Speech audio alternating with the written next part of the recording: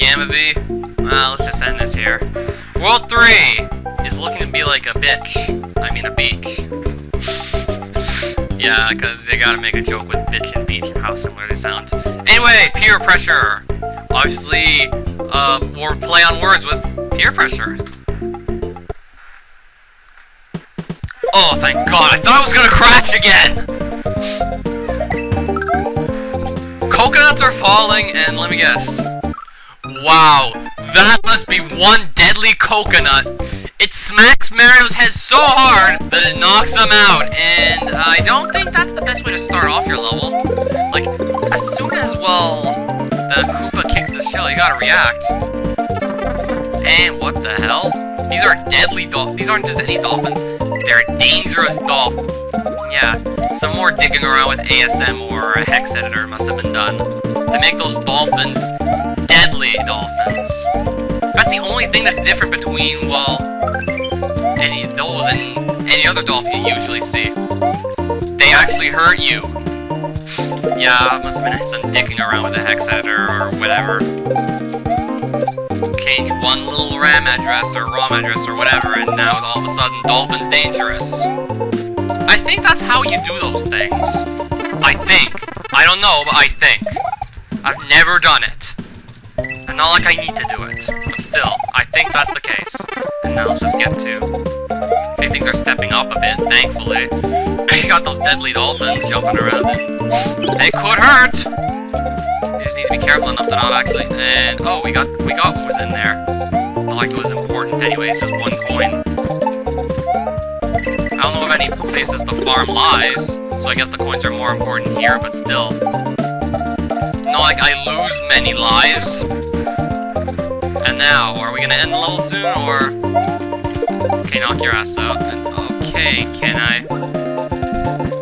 I think I have to actually swim in the wall. Yeah. These are simple enough to dodge, so that's one thing. Ugh. Okay. And we're still not done, I'm surprised. I guess the level shouldn't be too short. I'm surprised the second halves go on for longer than... And I think this is it. There's the ending, yep. Lakitu's Island. Oh, I know this custom song. Because I'm using it in a ROM hack. I use it on the... It's like some of the beach levels in Infinity Edge. Beach World being the first, because Grasslands is getting generic as all hell. Many people use Grasslands as the first world in the ROM hack. Take, for example, Gamma V's... Well, the one I'm playing now! The first world was Grassland! In fact, when it comes to world themes, it's so freaking cliche, like, every single time. Like, there's not much variety in the world themes from one Mario game to the next. Here's a little rundown on SMB freaking history. Super Mario Bros. 1 didn't have a lot of world themes because it was just starting out, and these Hammer Brothers are pissing me off. Run for it! SMB 1 didn't have a lot of world themes. World 1, 2, 4, 6, 7, 8, I think were all similar enough. 3 and 6 were snow. So yeah, that happens. We occasionally saw some bridge levels, some underwater levels, and some cave levels, but things look pretty similar because it was their first time around. SMB2 had a few more interesting things going on, though there were still similarities between some of the world themes. World 7 was probably the most unique of all worlds I've seen in a Mario game in a long while. That's giant sky temple with all the Phantos carved into it, with Ward as the final boss. Yeah, that's pretty unique looking. Like, you don't usually see temples like that anymore in Mario games. I don't get it.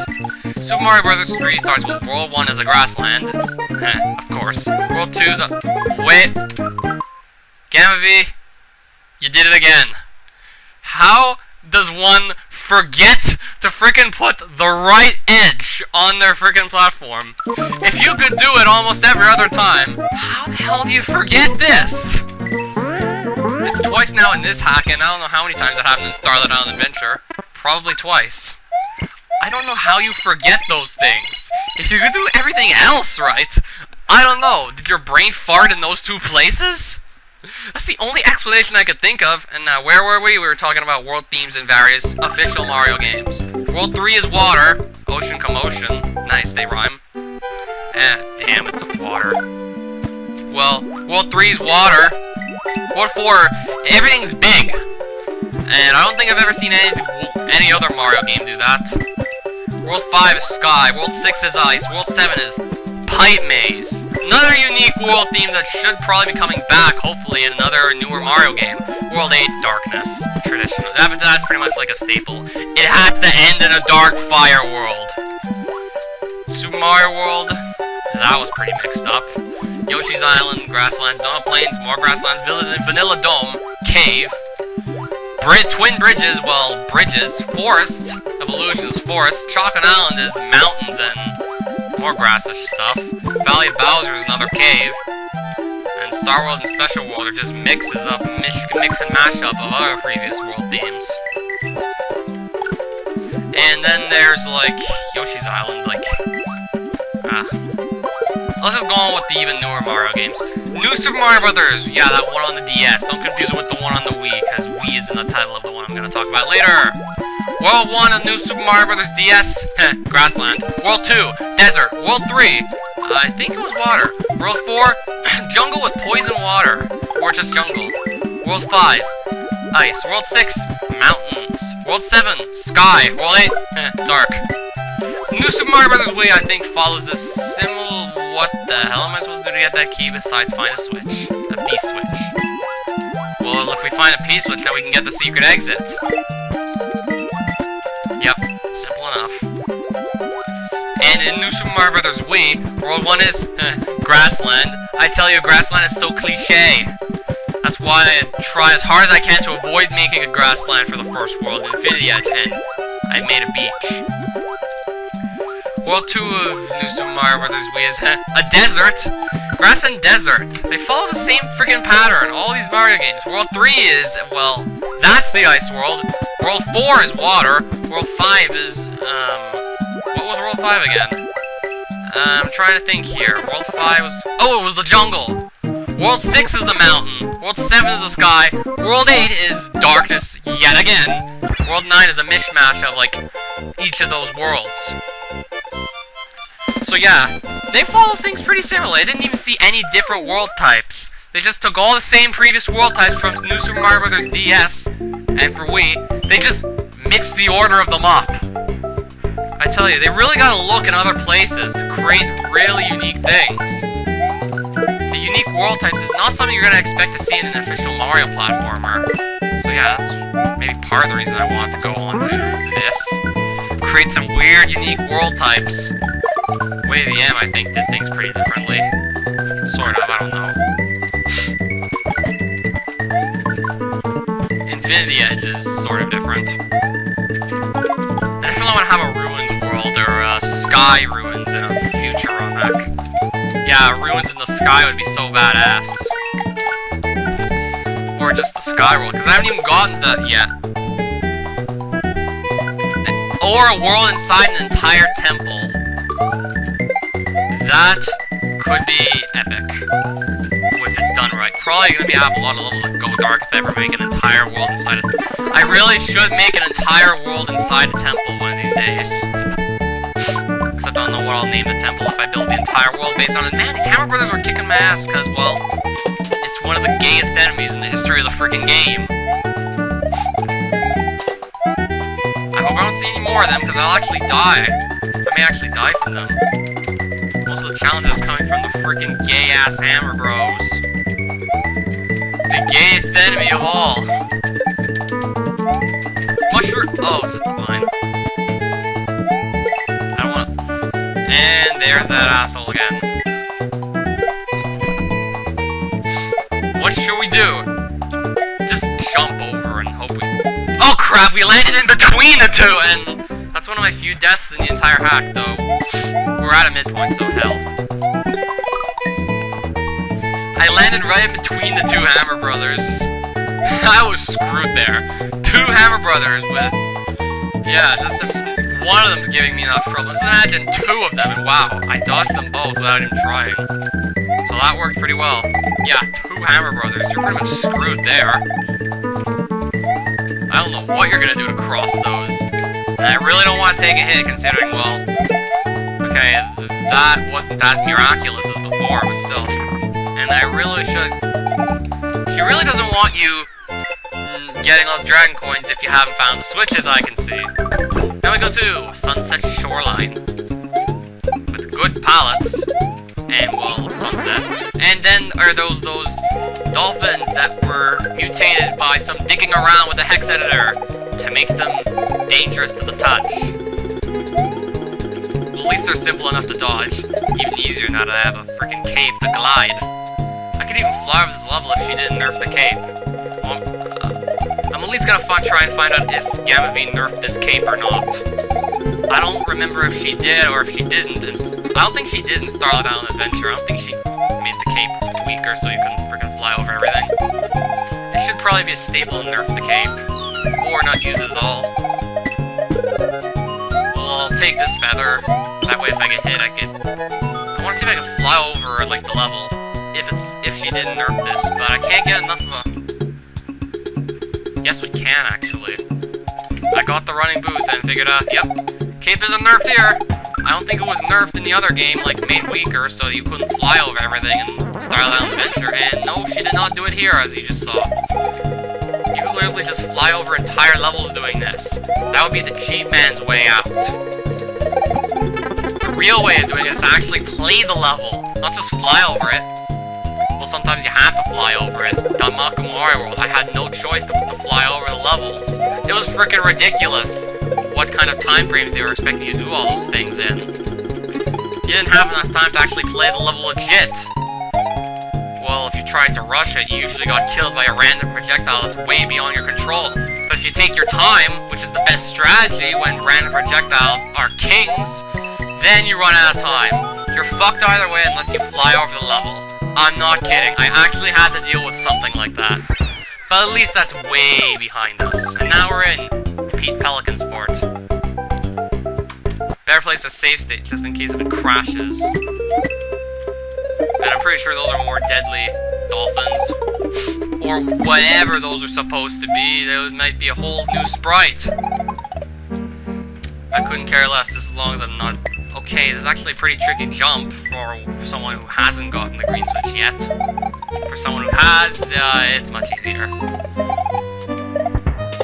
The level is simple enough, I must say. And then there's, of course, more of these things, as well. Why not?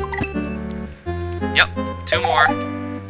And we'll wait for dry bones. And now we'll go under the... Must be coral-shaped, like, spikes and stuff to hurt you. Another feather. Not like we can fly over this level, but hey.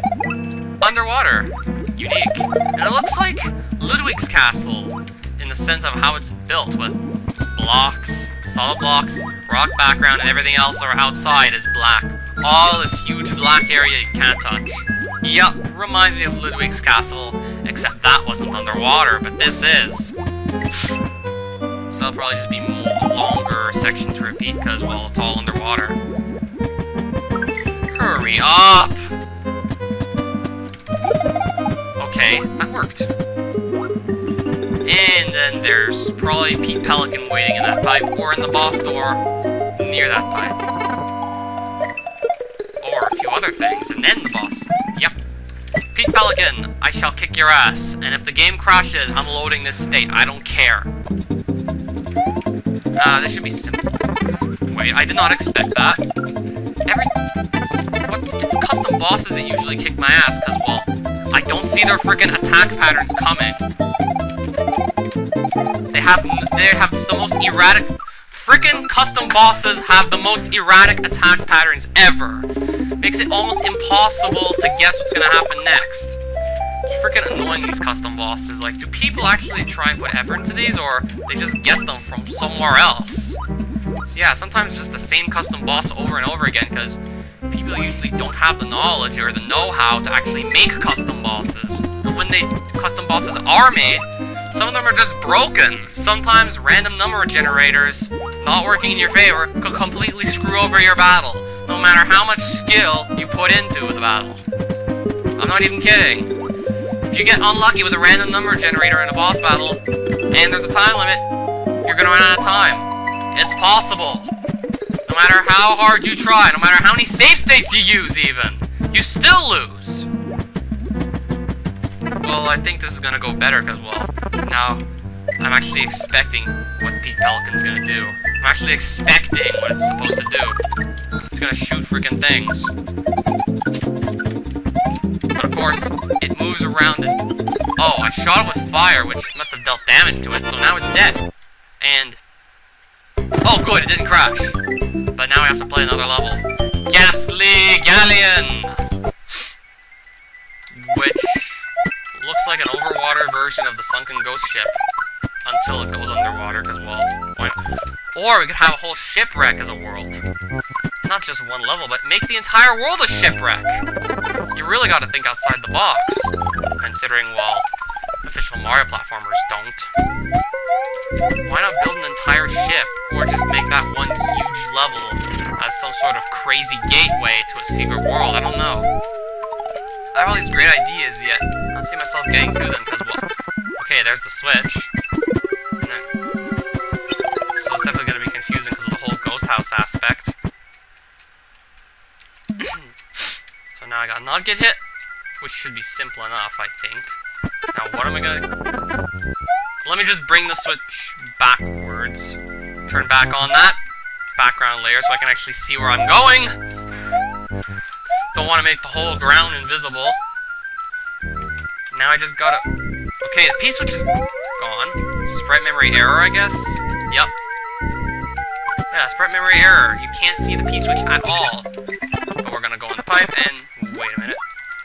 Is this a familiar area or something new? Okay, this is different. I haven't seen munchers like this.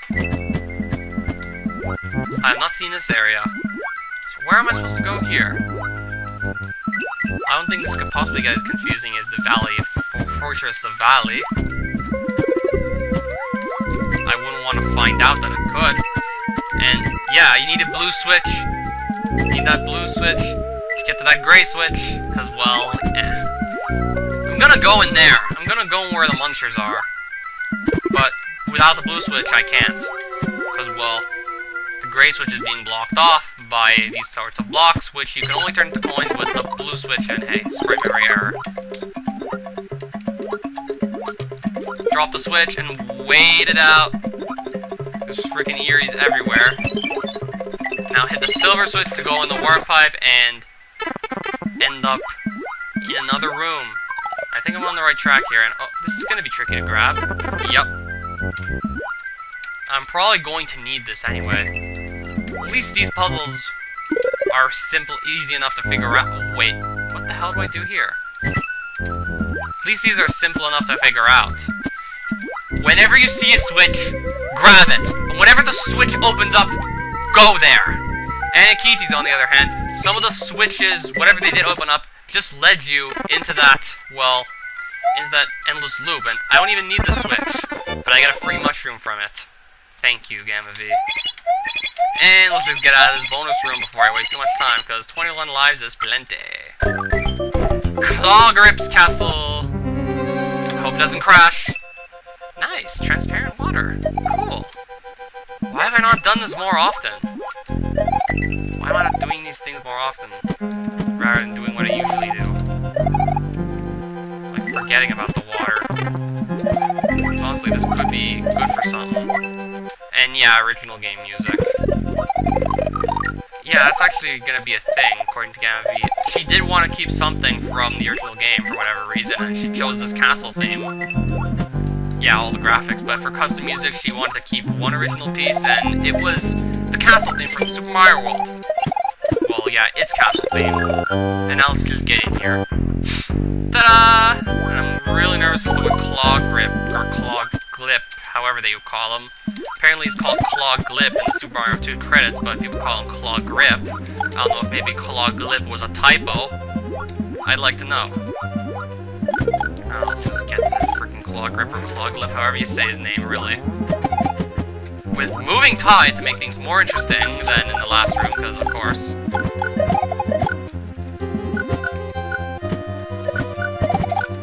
Makes a lot of sense to have this Moving Tide, considering it is a water-filled castle, and well, just before, you actually had, well, like, you had water, just before. before.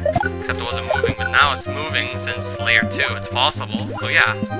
Perfect sense. Now Claw Grip's probably waiting on the other side of that pipe, or on the door on the other side of that pipe. Or just the pipe. And there's Claw Grip. He's gonna throw rocks, and you have to hit him with them. Yep. Because I fought him enough times in Super Mario 2 to remember that this is how you kill him in, yeah, 3 hits. It's definitely easy enough. The bosses die in 3 hits. That makes the bosses easy. Yeah, some bosses take like dozen hits, even more.